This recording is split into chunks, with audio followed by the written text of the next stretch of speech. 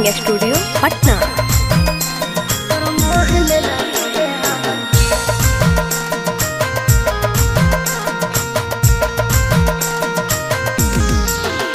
आगे कोमल जैसन उठावा पर काला काला तिल गे काला काला तिल।